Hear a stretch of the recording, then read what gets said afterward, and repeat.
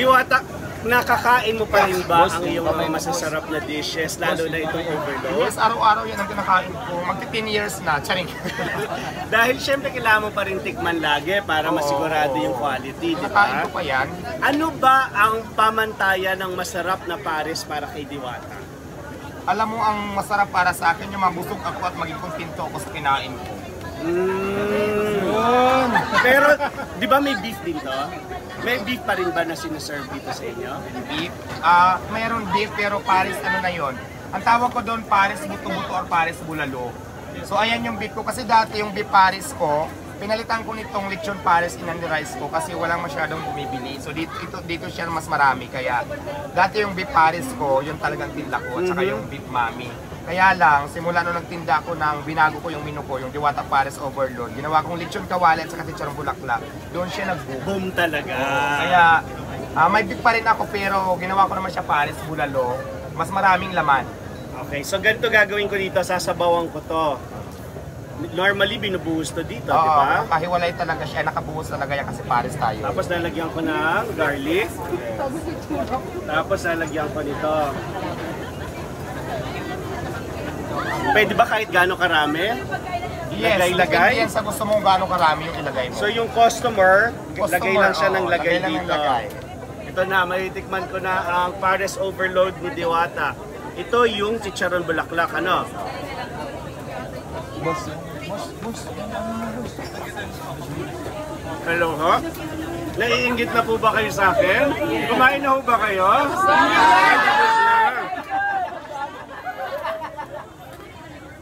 Kaya naman pala pinipilahan.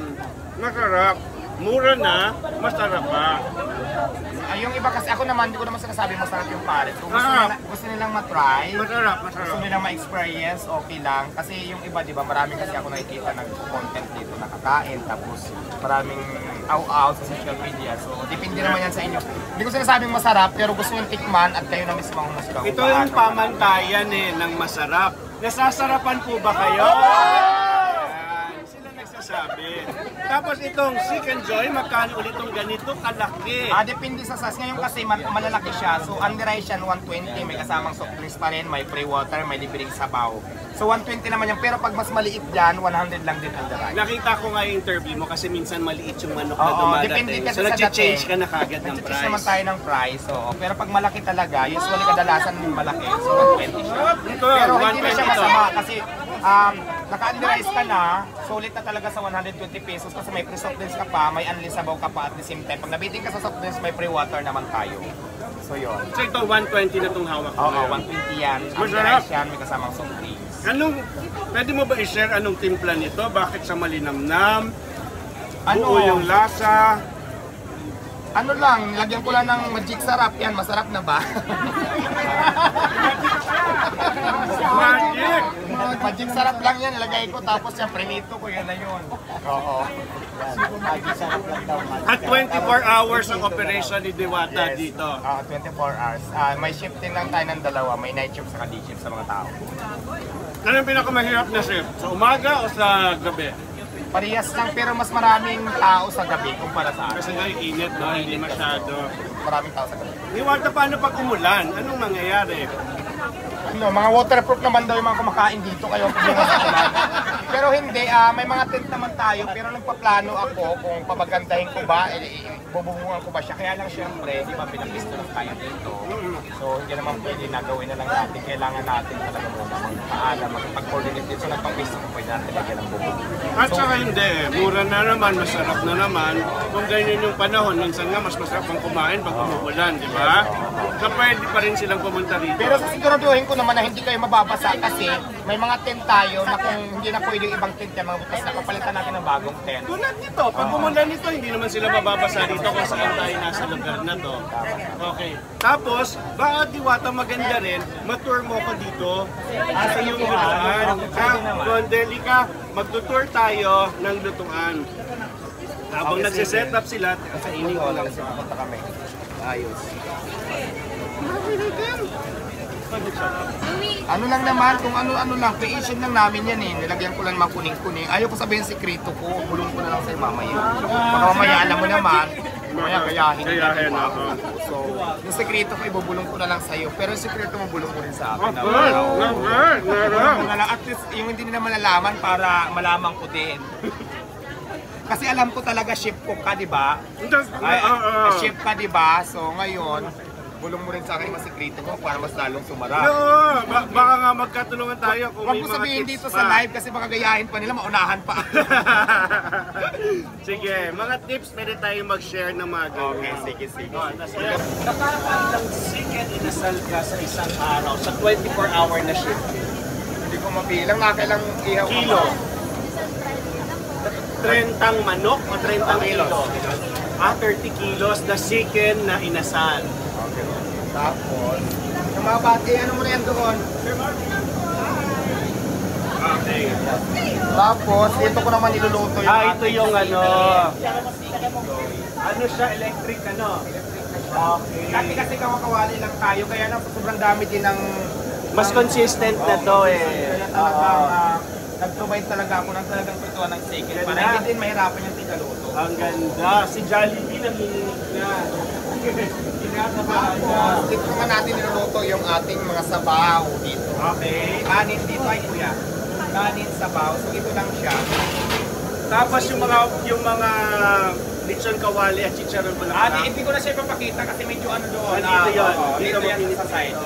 So itong mga division na to, pinagawa mo na to? Nagawa ko na to kasi di ba dati sa kalsada lang Yes. tayo, binabas yung lutuan natin, wala daw sa lugar. So dito naman may pisto na kaya talaga nang import ako para gawin yung kitchen natin. Importante. Lahat alam ko, 3 kami nito ay 4 eh. May mga Sino ang maghahawak?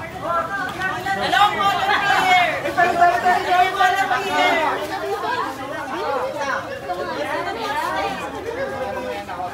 Wakanda, Wakanda. Push! Ako din parang nalimutan ko na nga ito na rin. Pero nilalaro ko ng isa ng bata. Isot nyo! Isot nyo po! Isot nyo po!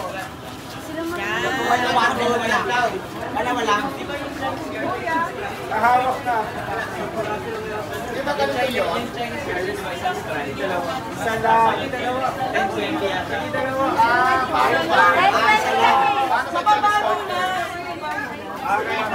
Nagkakagulo po kung paano laruin ang Chinese garter. Okay. Ha?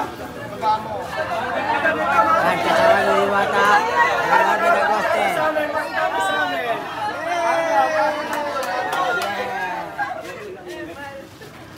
Okay, go! Sa tuhod daw, sa tuhod.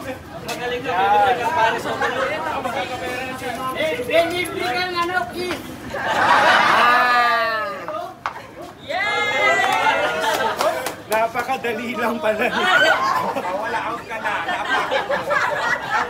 Dapat kasi may ganito pa to eh. Dati sa amin.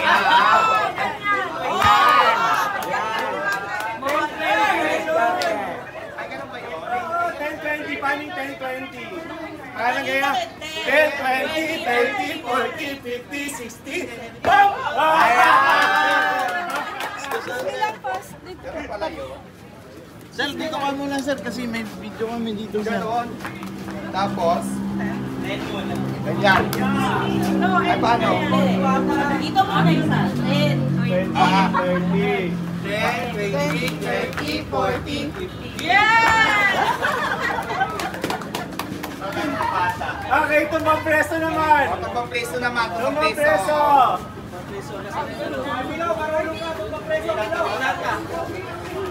Lata, sa lata. Ito.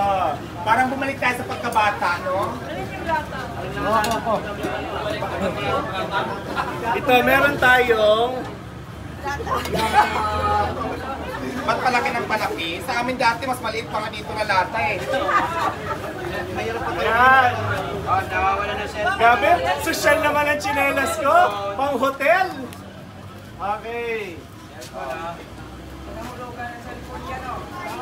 Saan natin lalagay dito? Uy, talo ako! Asa bang bilog? Talo ako kasi. Kung sino makatayo. Ayan. Dito tayo.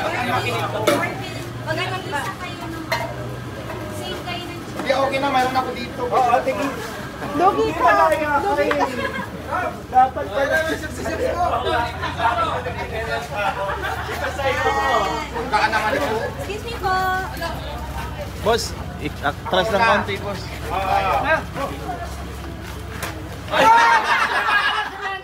Alam mo, hindi yan makakatumbang. Gaan. Bakit ang competitive to? Dapat ito. Ay. Yan din sa akin, ha?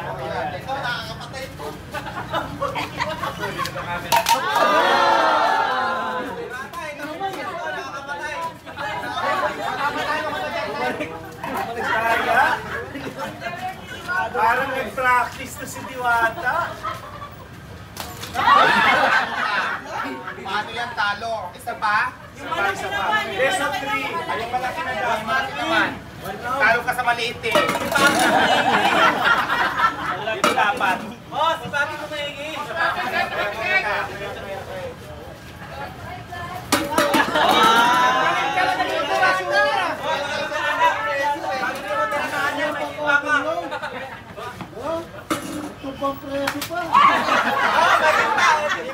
Sabay.